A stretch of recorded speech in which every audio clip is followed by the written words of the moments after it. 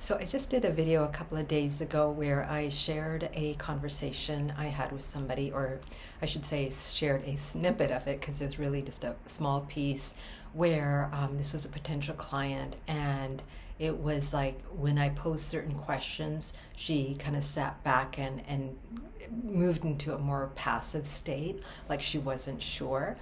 And I can't remember now the point that I was making in that video about that. Oh yeah, it was about past successes. How sometimes we can sit back and rely on past successes, like, haven't I done enough? Why can't I just achieve what it is that I now want? Because I have proven myself. I have done the work. But since that happened, I've had a couple of days where a lot of information came through in regards to this example, and it's not something that I normally would share with people, but I feel it's actually highly relevant and will give you a glimpse on some of the things that I talk about that can be intangible, that can feel like, sometimes it's just, our lives are usually so programmed into being linear, into being practical, into having the end result, into having a goal like land immediately. This pressure to hurry can really ruin some of the information that is coming to us if we go in that tempo. But when we listen to the other pieces of information we're picking up, we hear our intuition, we understand the way we work and how we collect that information, we can then use it much more actively, proficiently, and potently. So what I'm going to say may sound dramatic, but I'm going to do my best to keep it in there and not, water it down. So one of the videos that I hope or plan to do one of these days, I literally have a list of a couple of pages of topics, is on my human design type. And you may or may not be familiar with human design. So I'm not going to get into it, but I will just say that it is a system that really can spell out our individual ways of doing and thinking and feeling, and place them in information that then helps us really accept who we are at a deeper level and discover how it's for our good. Like, it's like we're designed, and I was using this word, eons ago before I even learned about human design. But it's like we're designed to have certain strengths and even weaknesses that then make our unique self. And once we really sink into that, instead of trying to become some, prototype of the perfect human being we think we should be, when we really receive those gifts, then we can powerfully use them, and the right people come to us, the right opportunities come to us, and we also know how to decipher things that are coming to us to make better decisions. And so my human design is a projector, and that's about 20% of the population. So out of the four types, it's in the minority. The majority are called generators. Another smaller group is manifestors, and then reflectors are really tiny, like 1%. Anyways, over the years I've been studying this, and every once in a while I get into I kind of like binge on it, right? And go deeper into my design. And I cannot say anything other than how powerful it's been for me, especially as a projector. It is said that we especially will find incredible value in understanding our human design. So one of the things that a projector does, picks up lots of information and way more than most people will ever understand. And it's just that that's the way we're designed. We're designed to observe and pick up this kind of information, and then whatever our particular nuances are, we can kind of use that information, bring it all together, and then spit out something that sounds incredibly wise, or it takes an insight and makes it into the breakthrough. Okay, so that's the way I work. Even when a person just comes to me and says, "Hi, I'd like to work with you," and they may answer a few questions, I can get a whole bunch of downloads of information about them that lets me work with them. And these aren't like, factual things like, like a psychic or out there might tell you about your past or anything. It's not like that. It's more like, I can pick up the energy of where a person is at. I can assess like how genuine are they being versus maybe they're already kind of masked in the way they're presenting themselves. Is it actually true to their heart? Like that is so tangible for me that like I cannot ignore it. And so when I was having this conversation with this woman, on the surface, everything will look like a lovely conversation. I asked her some typical questions. She answered in a standard way. I gave her all these examples so that she would start kind of being able to fine tune where she is in the process. And, it was all okay on the surface. Yet by the end of the conversation, there was that hesitancy in her and that passivity that I mentioned showing up. And so, I was like, okay, well, let's, take a couple of days to process this conversation, and then we can connect again. And then I had a couple of days of very intense energies that came up through me. And so this is another part of the projectors thing where that wasn't all about me. Some of it I could relate to my own life and experiences and challenges, and I could totally see the context of why some of that energy might be coming up in me. But it was also that I was picking up her energy since the conversation, and what I suspect is what was going on in the background. So this is where it may sound dramatic, but I will use the words because they will express what I believe is more the truth. So on the surface, as I said, it was a lovely conversation. When I got an email back, it was a really nice, politely written email. But I tell you, it was like I felt a volcano of energy, of fury, of frustration, of just this kind of even chaos that was coming through. And there was nothing happening in my life externally, for example, that would have me feel any of that in the last couple of days, right? There was nothing that I had been working on inside exactly that would say bring it all up at that level of intensity. So I look at all these things, right? Because that's really important to do, to understand it from a context that's greater than myself, to ensure that when I am reflecting something back, that there is, it's not mine, that I'm not projecting, right? Like when you're in this kind of depth of work that I do, you need to kind of assess those things and look at them. And so, it came down to it literally felt like if I had been asked, I could have spent at least a couple of pages and wrote her a whole essay on what I suspect is going on behind the scenes. Things that she may not be able to even articulate. Things that she may not even see in herself. Things that her mind may be blocking her because it tells you, you have to follow this linear pathway. and you've already come so far, and you must continue, and you must do this, and you must want these things.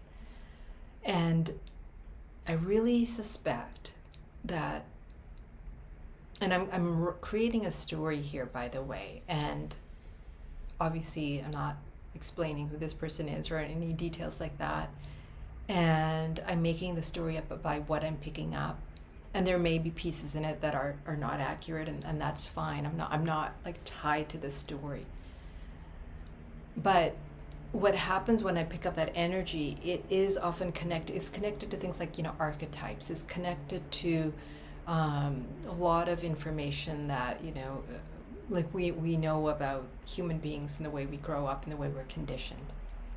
And so some of these stories are very common stories. They're not necessarily personal to that individual only. They're very common stories. That's the archetype, right? So the sense I began to get, the story that began to form, was that this individual had grown up from a very young age wanting to do the right thing, wanting to probably be a good girl, wanting to do her best, wanting to be in control, wanting to ensure that she did everything that she could on her end, wanting to do that while also, wanting to enjoy life, of course, picking up on the adults around her and their mechanisms that they were using to cope with life. And so all that energy, if we don't grow up and decide to actually learn about it and do some inner growth, that is suppressed energy. And so when it's suppressed, when it's pushed down, we know that anything that has that kind of pressure on it must release. And it can release in many ways. This is, commonly why teenagers may rebel at some stage, right? They may look like, they were perfectly fine one day, and now they're certainly rebelling, right? It may be the midlife crisis that an adult has. Like, again, they were living this certain life that was going so well, so everyone thought, and then, midlife, boom, things shift, and they are faced with all the things that they didn't look at. And so that's what I began to pick up. And so if I was working with somebody like that, that's where we would need to go. Because suddenly the whole idea of the opportunity that she was going for, that is almost like irrelevant at this moment. That's what I would say. It's irrelevant because you've got all of this stuff. And until you deal with all of this stuff, you're not getting the kind of opportunity you actually want, the kind of opportunity you deserve, the one that would really make your heart sing and that would allow you to bring your capacity out as an individual. And until we deal with that, and dealing with that, by the way, can literally mean when I work with somebody, it can literally mean a few sessions. It can mean a one-day intensive where we really get to, cut to the chase there. And that person, when they go through that, may end up getting certain insights that lead to breakthroughs, which then put them in a place that they're ready to now say go for the opportunity, whether it changes or it's the same one that they were intent on before, except now they're going to be fully present to it. None of this, let me lean back, let me think about this, let me process it, let me reflect, let me be passive, and maybe in a few weeks I'll do the take number step 2. It just is going from that place of like being invisible, or having your truth being invisible to you, to then I'm ready, and I'm fully present, I'm fully here, and I'm fully available. Because that shifts your field, that shifts the energy. And this is where I have not only once, but many times with clients, with myself, seen sudden things just show up in a person's life instantly. It seems like instant, and we're like, what just happened? And somebody who doesn't understand this can go, yeah, it's probably just gone its way anyway. But no, There's not a coincidence that for months or years this person had felt held back, felt like they were struggling, wasn't getting anything coming back, and then suddenly, boom, we do this work, and there it is. And so, I'm looking at this information that I received, and it was very strong. And what I could also see, if this isn't tended to, and this is a part that people forget. There's sometimes they're like, oh, well, maybe I don't know if I want to go that really stand up and, be strong to my higher vision, to my convictions, to my dreams. And then they, get into that passive state. But the thing is, there is another side, because if this isn't dealt with, it can create havoc. This is where a person starts sabotaging themselves, going for things but not going for them, saying one thing out loud but really trying to create another experience, hoping magically that something will change or shift. I had one client literally tell me that she kind of secretly wished things would fall apart that would give her an out. That's extremely common. And in that case, I told her, I said, yeah, you can wait for that. You can have things blow up in your face and then have to make a decision and have to clean up that mess before you're going to move forward. But you're still not going to know your own truth. You're still not going to understand it. And so in her case, she did work with me. She worked with me for, ended up being several months. It started with a couple of weeks, but as she got into it and she started like seeing what I was seeing and understanding it, it was like, oh yes, I want to dedicate to shift this. And we just moved so much. It was quite incredible, and she was very present and very genuine through the whole thing, and received the guidance and would act on it right away. And sometimes we're just tiny little things, tiny little shifts to make.